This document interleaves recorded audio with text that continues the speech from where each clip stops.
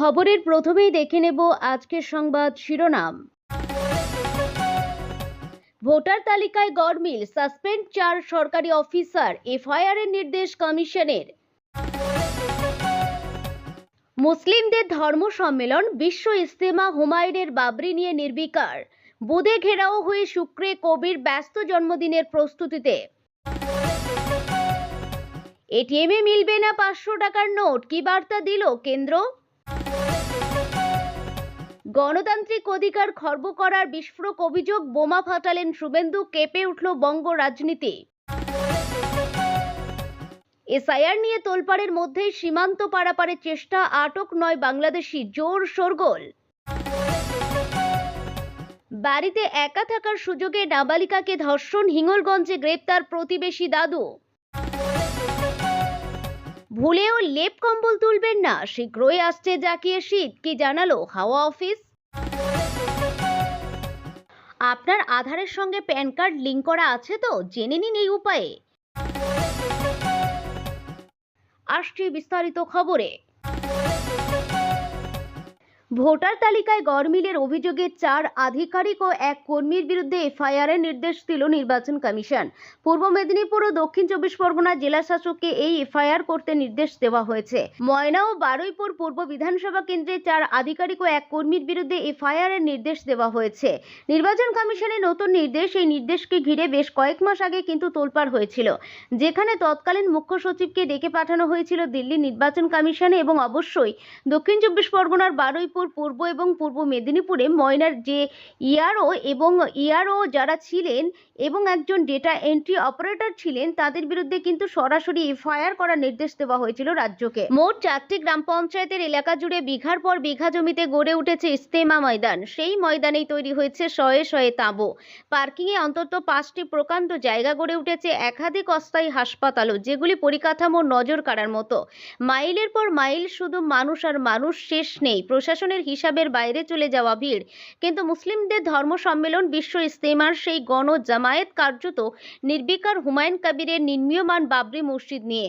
আর তৃণমূলের সাসপেন্ডেড বিধায়ক তথা নতুন গড়ে ওঠা জনতা উন্নয়ন পার্টির শীর্ষ নেতা হুমায়ুন, বুধবার তিনি হুগলির ধনেখালি বিধানসভার অন্তর্গত ইজতেমা ময়দান পরিদর্শনে এসে ঘেরাওয়ের মুখে পড়েছিলেন।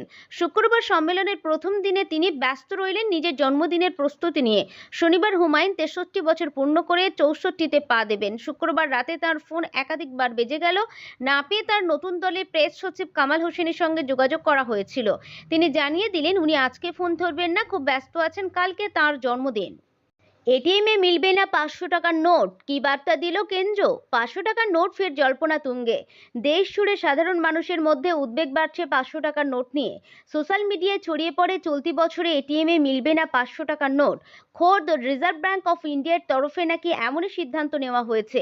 বলা হয়েছে 500 টাকার নোট আর ছাপানো হবে না। তবে ভয় পাওয়ার কিছু নেই। এবার এই ইস্যুতে মুখ খুলল তথ্য সম্প্রচার মন্ত্রক। প্রেস ইনফরমেশন ব্যুরোর তরফে এই তথ্য স্পষ্ট ভাষায় খারিজ করা হয়েছে।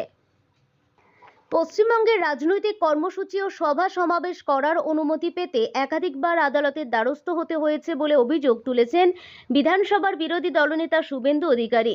বৃহস্পতিবার তিনি দাবি করেন 2021 সালের বিধানসভা নির্বাচনের পর থেকে এখনো পর্যন্ত মোট 104 বার কলকাতা হাইকোর্টের কাছ থেকে হয়েছে তাকে শুধুমাত্র সভা সমাবেশ করার গণতান্ত্রিক অধিকার রক্ষা করার জন্য।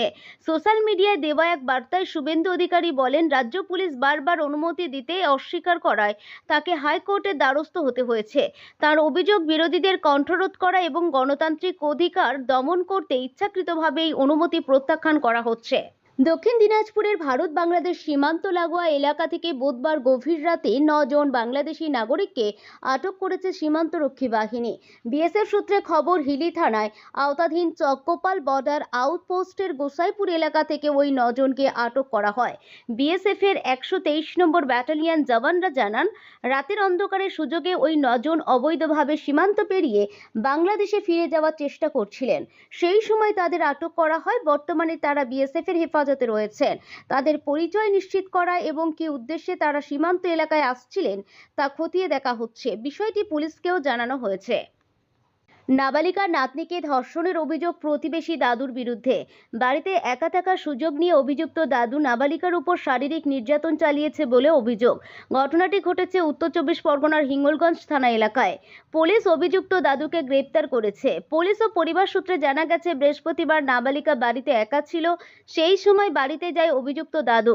নির্যাতিতা বাবা মা নেই বলে জানালেও অভিযুক্ত জোর করে ঘরে ঢোকে, তারপর নাবালিকাকে ধর্ষণ করে বলে অভিযোগ। এই ঘটনার পর নাবালিকার বাবা মা বাড়ি ফিরে এলে সে বিষয়টি পরিবারের সদস্যদের জানায়। তা জানা মাত্রই হিঙ্গলগঞ্জ থানায় অভিযোগ জানায় নাবালিকার পরিবার। বছরের শুরুর দিনে শীতের কনকনানি টের পাওয়া না গেলেও বজায় ছিল আমেজ।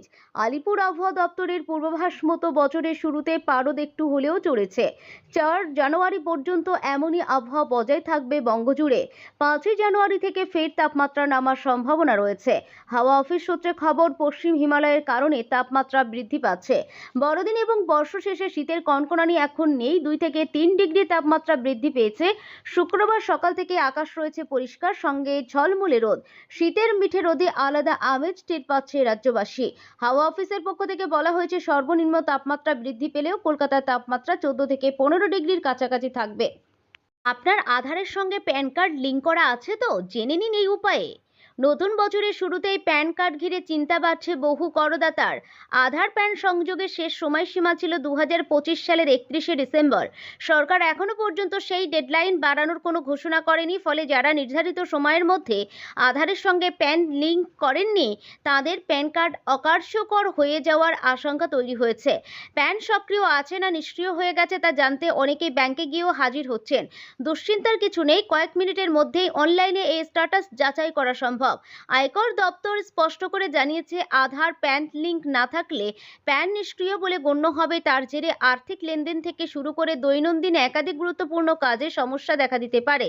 তাই বছরের শুরুতেই নিজের প্যানের অবস্থা যাচাই করে নেওয়ার পরামর্শ দিচ্ছেন বিশেষজ্ঞরা। প্যানের অবস্থা জানার জন্য প্রয়োজন শুধু আপনার প্যান নম্বর এবং সেই মোবাইল নম্বর যা প্যানের সঙ্গে যুক্ত। পুরো প্রক্রিয়াটি অনলাইনে সম্পূর্ণ করা যায়। এই যাচাই প্রক্রিয়ায় কোনো অতিরিক্ত নথি বা অফিসে যাওয়ার প্রয়োজন নেই। কয়েক মিনিটেই পুরো কাজ শেষ হয়ে যাবে। আয়কর দপ্তরের নিয়ম অনুযায়ী প্যান ও আধার লিঙ্ক না থাকলে একাধিক আর্থিক লেনদেন করা যায় না। ফলে প্যান নিষ্ক্রিয় হলে দৈনন্দিন জীবনে বড়সড় বাধার মুখে পড়তে হতে পারে। নিয়ম অনুযায়ী যে কাজগুলি করা যাবে না তার মধ্যে রয়েছে এই সব কারণে আধার প্যান সংযোগ এবং প্যানের স্ট্যাটাস যাচাই অত্যন্ত জরুরি বলে মনে করছেন কর বিশেষজ্ঞরা। নতুন বছরের শুরুতেই নিজের প্যান সক্রিয় আছে কিনা দেখে নেওয়াই বুদ্ধিমানের কাজ, নইলে সামান্য অবহেলা থেকেই বড় আর্থিক ঝামেলায় পড়ার আশঙ্কা থাকছে। নতুন বছরের শুরুতেই প্যান কার্ড ঘিরে চিন্তা বাড়ছে বহু করদাতার। আধার প্যান সংযোগের শেষ সময়সীমা ছিল 2025 সালের 31শে ডিসেম্বর। সরকার এখনো পর্যন্ত সেই ডেডলাইন বাড়ানোর কোনো ঘোষণা করেনি। ফলে যারা নির্ধারিত সময়ের মধ্যে আধারের সঙ্গে প্যান লিঙ্ক করেননি, তাদের প্যান কার্ড অকার্যকর হয়ে যাওয়ার আশঙ্কা তৈরি হয়েছে। প্যান সক্রিয় আছে কিনা নিষ্ক্রিয় হয়ে গেছে তা জানতে অনেকেই ব্যাংকে গিয়েও হাজির হচ্ছেন। দুশ্চিন্তার কিছু নেই, কয়েক মিনিটের মধ্যেই অনলাইনে এই স্ট্যাটাস যাচাই করা সম্ভব। আয়কর দপ্তর স্পষ্ট করে জানিয়েছে, আধার প্যান লিঙ্ক না থাকলে প্যান নিষ্ক্রিয় বলে গণ্য হবে। তার জেরে আর্থিক লেনদেন থেকে শুরু করে দৈনন্দিন একাধিক গুরুত্বপূর্ণ কাজে সমস্যা দেখা দিতে পারে। তাই বছরের শুরুতেই নিজের প্যানের অবস্থা যাচাই করে নেওয়ার পরামর্শ দিচ্ছেন বিশেষজ্ঞরা। প্যানের অবস্থা জানার জন্য প্রয়োজন শুধু আপনার প্যান নম্বর এবং সেই মোবাইল নম্বর যা প্যানের সঙ্গে যুক্ত। পুরো প্রক্রিয়াটি অনলাইনে সম্পূর্ণ করা যায়। এই যাচাই প্রক্রিয়ায় কোনো অতিরিক্ত নথি বা অফিসে যাওয়ার প্রয়োজন নেই। কয়েক মিনিটেই পুরো কাজ শেষ হয়ে যাবে। আয়কর দপ্তরের নিয়ম অনুযায়ী প্যান ও আধার লিঙ্ক না থাকলে একাধিক আর্থিক লেনদেন করা যায় না। ফলে প্যান নিষ্ক্রিয় হলে দৈনন্দিন জীবনে বড়সড় বাধার মুখে পড়তে হতে পারে। নিয়ম অনুযায়ী যে কাজগুলি করা যাবে না তার মধ্যে রয়েছে এই সব কারণেই আধার প্যান সংযোগ এবং প্যানের স্ট্যাটাস যাচাই অত্যন্ত জরুরি বলে মনে করছেন কর বিশেষজ্ঞরা। নতুন বছরের